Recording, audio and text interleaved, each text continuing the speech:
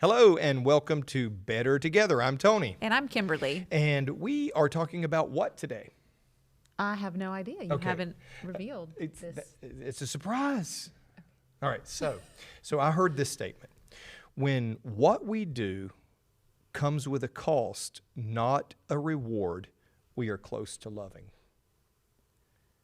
When what we do Comes with a cost, not with a reward, we're actually getting close to loving. The reason I kind of brought that up is because I wanted to ask you a question. So I want you to think about how you defined love growing up. Let's say you were a teenager, or you were in elementary school or high school, or maybe even after, maybe you're in college. And if I were to ask you, what is love at that era of your life, what would you have said? Okay, well, I can tell you right out of the gate, it was all about me. Oh, okay. It was all about me. So you see that, so that statement was absolutely counterintuitive to what you would have defined as love. Yes. Yeah. Mm-hmm. Because I was thinking that I was equating, the reward for love, I guess. What would that reward be? So what would you have described love as then? It would have been a feeling of. So a feeling? Yes. Okay. And a feeling of? Of satisfaction inside. Okay. But I'm wondering now, when I'm thinking about that, satisfaction from who? Or satisfaction to whom? Right. Or satisfaction from what? Or to what? Right. So I think I've shared this with you before. Very often I talk to people about, married couples. I do a lot of counseling, this, and I'll talk to them and I'll ask them what, do they love each other? Mm-hmm. And that initial premise is always, yes, I love him, or yes, I love her, and, blah, blah, blah. And then we really begin to dig down into, what that definition of love is, and they find out either they have a very erroneous definition of love, a bad reference point or context, or they have a right definition of love, and they're really not loving at all. Because a lot of people do feel like some of the things that you described as, as love, like a feeling mainly. So back in the era of my life that you were talking about, like when I was younger, and then my teenage years, and then my even early college years, right. It was about that making me feel good, getting my way. Right. And I didn't understand that my way was not, I wasn't concerned about the other person. That's not love. Yeah, it is. Primarily, I think one of the biggest mistakes that we have a tendency to make, that people have a tendency to make, is to make love primarily about what we can get, not what we can give. So I want to go back to that statement. When what we do comes with a cost to us, not a reward for us, we're actually touching on what real love and what biblical love is, and that's huge. That's huge. So that enters a new dynamic for me currently, because I'm like, well, he's asking me what I want, and quite frankly, I'm so thankful that he's asking me what I want. Something like a drink, for instance, right. And I'll want this particular kind of drink, and they happen to be out of it. Well, at that point, I'm like, well, it's all good. Just get me whatever's easiest. Yeah. And I haven't always been that way. Yeah. So love is being intentional about the repercussions that other people experience because of our choices and our decisions. Mm-hmm. So we've said, or you've kind of said, that love is not a feeling. Mm-hmm. It is not all about me and meeting my needs and making me happy and all of that. So when we look at biblical love, or we're looking at love that actually works, when we look at love that actually functions, what are the characteristics of what love really is? Not what our culture and not what our youthful experience or youthful optimism might think it is, but what is love? What does it look like? Well, I know that for instance, you value time. I am time challenged. I want to be different, but I think that functionally speaking, when I actually am on time for you, how about this? When I'm early, that's the functional definition for you. Okay, so you're saying that adapting, you adapting is actually showing love. Now think about what love isn't.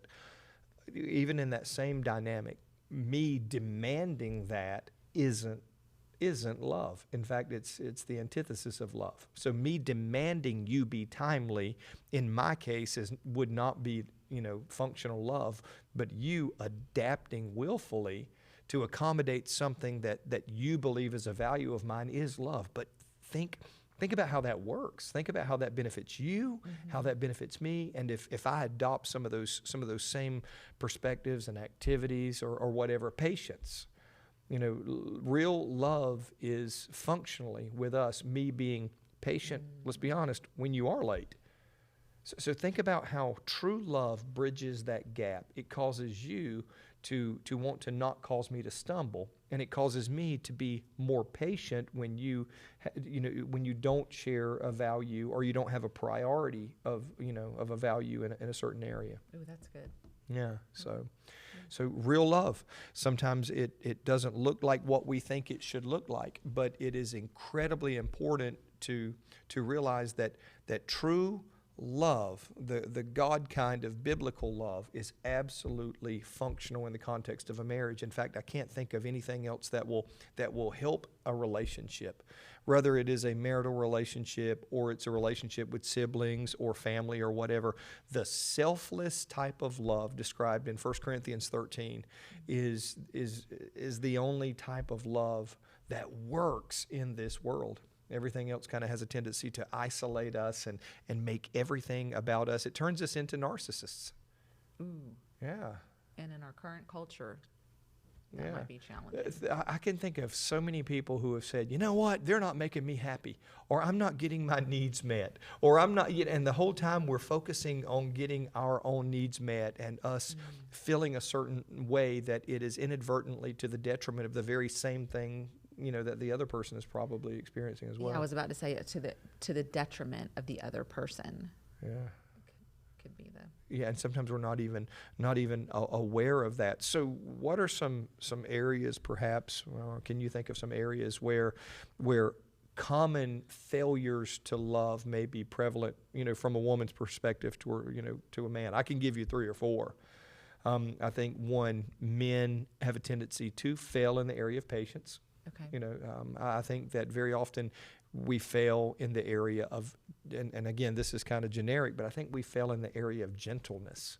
There's times when I'm just wired to kind of get it done. Mm-hmm. And the way the respect works in my life, if you're not getting it done and you're not making it happen, then you're not loving.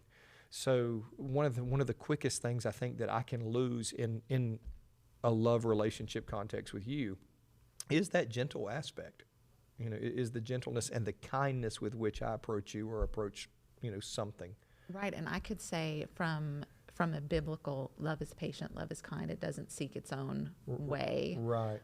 I think that from a functional perspective, I have been demanding that I get my own way, almost at costs to you. Right. And I don't think that is good. Yeah. And then it can snowball and escalate, and it just doesn't become, it's counterintuitive to what I'm trying to communicate. Right. I think we put and maybe let me ask you this, do you think it's because we put such an incredibly high commodity on our comfort individually that it almost becomes incompatible with relationship corporately? I could see that, where that is, yes, a heightened sense of, and then we each get comfortable. Right. And when you come along and poke my comfort. And suddenly I'm like, well, wait a minute. I just thought you wanted to do this instead. And poke the bear, poke the comfort. Yeah. It's a different response. And then I was like, well, okay. I don't need to make every issue an issue. So I think something that we would agree on is selfishness in any capacity. Selfishness in any expression is antithetical. It's counterintuitive to love. Period. So if you look at the areas where, and selfishness, I think according to what we see in the Word of God, selfishness demands this of somebody else. And I think very often that's what we do. Instead of us walking in love and adapting ourselves accordingly, we demand that others adapt themselves to our preferences. And I think in doing so, we make other people miserable. Yes. And then we stay in a place, and this is huge, of perpetual misery and disappointment. Yes. Because nobody can fulfill those expectations. We don't even fulfill our own expectations. I think of how many times that when I get angry, often I'm angry at me because I failed to love you well. And that's what I seriously, I was just about to say something like that. You know, I feel like, well, he's not listening to me, or he's not preferring me, but not everything. I feel like it doesn't have to always be dealt with now. So my anger, my impatience, my outbursts of anger is not biblical. I have an issue, but not everything is an emergency. Yeah, well, so I need to get over it. Well, I think we all have an urgency that our thing is the most important thing. And again, that is not just us individually, that is culturally. I think we experience that at work, we experience that in our homes, we experience that, at school, and it can be, whatever that looks like, whatever A your slippery slope. Yeah, when everybody is so, and I hate to say it again, narcissistic. And that's what it is, selfishness in whatever expression that is. I think it gives birth or gives life to conflict, because we all have individual opinions and perspectives, and at the same time, when we begin to demand those in whatever area or whatever capacity or context, it is destructive. Right. Yeah. And we sooner or later, have to decide. I mean, it's just not that important. In other words, both of our schedules, your schedule, my schedule, they might be equally important to us. Right. But they are not equally important above us. I remember that there was a phrase that we coined. I remember we were going through some really tough stuff at one point, and it was repetitive. It was cyclical. In other words, about every few months or years, we would experience this situation. I think it was financial situation. We hadn't been married that long, but every time we encountered the stress of that situation, we would turn on each other. I would blame you. Yeah, and she would blame me. Go get another job, get a second job, get a third job, make more money. And we kept turning on each other over and over. And we went around that mountain until we come to this conclusion, that we, as a couple, our relationship was more valuable and more important than the problem. And it wasn't until we learned to turn to God and turn to each other and not turn on each other that we really began to make progress in those areas. And we continue to make progress. Yeah, we continue. And this is something that we'll be very transparent and very candid about. We do not have the perfect marriage. We do have issues. We do have struggles. We do have things that we're trying to overcome, selfishness. And we don't want to ever take a posture here that says, hey, we got all this figured out. We are a work in progress, as your relationship is as well. But what we want to do is we want to continue through being transparent to inspire you to be better together and to get perpetually better together. And I just want to say this, with Jesus at the center of your relationship and a commitment to Him and a commitment to each other, you can experience a thriving, growing relationship, be it with a spouse, with your children, whatever the context of your relationships. So we're going to be talking about something in the next episode. What are we going to be hitting on in the next episode? I have no idea. Oh, good. Oh. So it'll be a surprise as wonder. well. Actually, we're going to be looking at, and I've got it right here, and I wrote it down, so you're going to have a little bit of heads up. We're going to talk about. Don't say it, but We're going to be talking about dealing with adversity. So how do you do it? I just touched on it briefly about how turning on each other can be detrimental, but we're going to talk about dealing with adversity. So if you would, please take a moment to like this video, subscribe to this video, help us get the word out if this content is valuable to you. And again, thank you for joining us, and we hope that you will be better together as well. See you later.